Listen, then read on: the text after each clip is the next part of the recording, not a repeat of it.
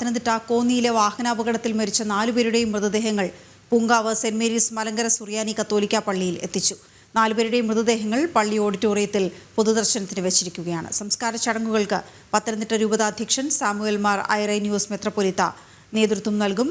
മിഥുൻ അയ്യപ്പൻ ചേരുന്നു വിവരങ്ങളുമായി. മിഥുൻ, ആ നാട്ടുകാർക്ക് ഏറ്റവും ഹൃദയഭേദകമായ കാഴ്ചയാണ് പള്ളി ഓഡിറ്റോറിയത്തിൽ കാണുന്നത്. 4 പേരുടെയും മൃതദേഹങ്ങൾ അവിടെ ഓഡിറ്റോറിയത്തിലുണ്ട്. എത്ര മണിയോടുകൂടിയാണ് സംസ്കാര ശുശ്രൂഷകൾ ആരംഭിക്കുക?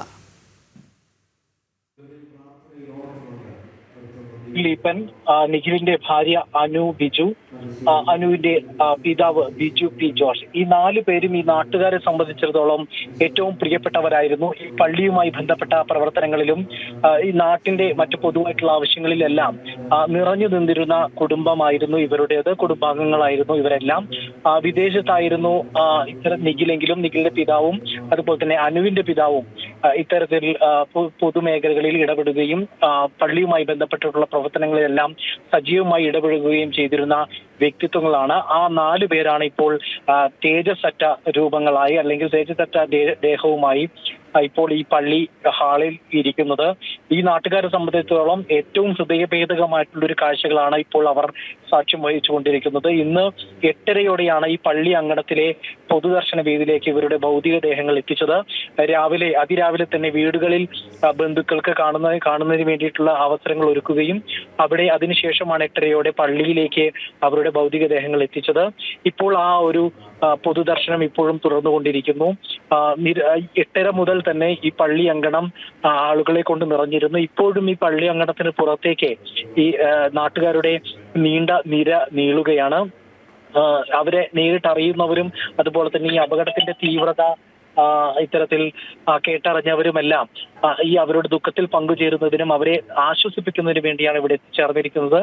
ഇപ്പോൾ 12 മണി വരെയാണ് ഈ ഒരു പൊതുദർശനം നിശ്ചയിച്ചിട്ടുള്ളത്. 12 മണിക്ക് ശേഷം കുടുംബ കല്ലറകളിലാണ് ഇവരുടെ സംസ്കാര ചടങ്ങുകൾ നടക്കുന്നത്. ഇതുമായി ബന്ധപ്പെട്ട് മത്തായി ഈപ്പന്റെയും അതുപോലെ തന്നെ മകൻ നിഖിൽ ഈപ്പന്റെയും നിഖിലിന്റെ ഭാര്യ അനുവിന്റെയും മൃതദേഹങ്ങൾ ഒരേ കല്ലറയിൽ അടക്കം ചെയ്യുമെന്നാണ് ഇപ്പോൾ ലഭ്യമായിരിക്കുന്ന വിവരം.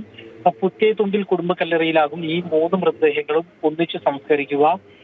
അനുവിന്റെ പിതാവ് ബിജു പി ജോർജിന്റെ മൃതദേഹം അവരുടെ കുടുംബ കല്ലറയായിട്ടുള്ള പുത്തൻവിള കിഴക്കേതിൽ കുടുംബ കല്ലറയിലും സംസ്കരിക്കും. ഇങ്ങനെയാണ് കാര്യങ്ങൾ നിശ്ചയിച്ചിരിക്കുന്നത്.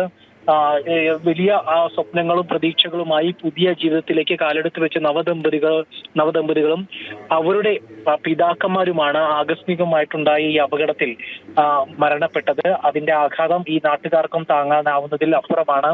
കണ്ണീരോടെയല്ലാതെ ഈ പൊതുദർശനം കഴിഞ്ഞ് ഒരാളും ഇവിടെ നിന്ന് മടങ്ങുന്നില്ല എന്നുള്ളതാണ് ഇവിടെ ഏറ്റവും ഹൃദയഭേദകമായിട്ടുള്ള കാഴ്ച. ഇത്തരത്തിൽ പൊതുദർശനങ്ങൾ പുരോഗമിച്ചുകൊണ്ടിരിക്കുകയാണ്. ആചാരപരമായിട്ടുള്ള എല്ലാ ചടങ്ങുകളും പൂർത്തിയാക്കിയതിനു ശേഷം ഇത്തരത്തിൽ സംസ്കാര ചടങ്ങുകൾ നടക്കും. സംസ്കാര ചടങ്ങിന് മുഖ്യ കാർമ്മികത്വം വഹിക്കുന്നത് പത്തനംതിട്ട രൂപതാധ്യക്ഷൻ സാമുവൽ മാർ ഐറേനിയോസ് ആണ്. ആ മെത്രാപ്പൊലീത്തയുടെ മുഖ്യ കാർമ്മികത്വത്തിലും അതുപോലെ തന്നെ പിതാക്കന്മാരുടെ സാന്നിധ്യത്തിലായിരിക്കും ഇവരുടെ അന്ത്യകർമ്മങ്ങൾ നടക്കുക. ശുശ്രൂഷകൾ പള്ളിയിൽ പൂർത്തിയാക്കിയതിനു ശേഷം 12:30യോടെ കല്ലറകളിൽ ഇവരെ അടക്കം ചെയ്യും എന്നാണ് ഇപ്പോൾ വ്യക്തമാക്കിയിരിക്കുന്നത്. ഏതായാലും ത്തിൽ ഏറ്റവും ഹൃദയഭേദകമായിട്ടുള്ള കാഴ്ചകൾ സമ്മാനിച്ചുകൊണ്ട് ഇവരുടെ പൊതു ദർശനം പുരോഗമിച്ചുകൊണ്ടിരിക്കുകയാണ്. ശരി മിഥുൻ വിവരങ്ങൾ നൽകുകയായിരുന്നു. പൂങ്കാവ് സെന്റ് മേരീസ് മലങ്കര പള്ളിയിൽ നിന്ന് കാണാം. അവിടെ വലിയ ജനക്കൂട്ടം. അത് ആ നാട്ടുകാരാണ്.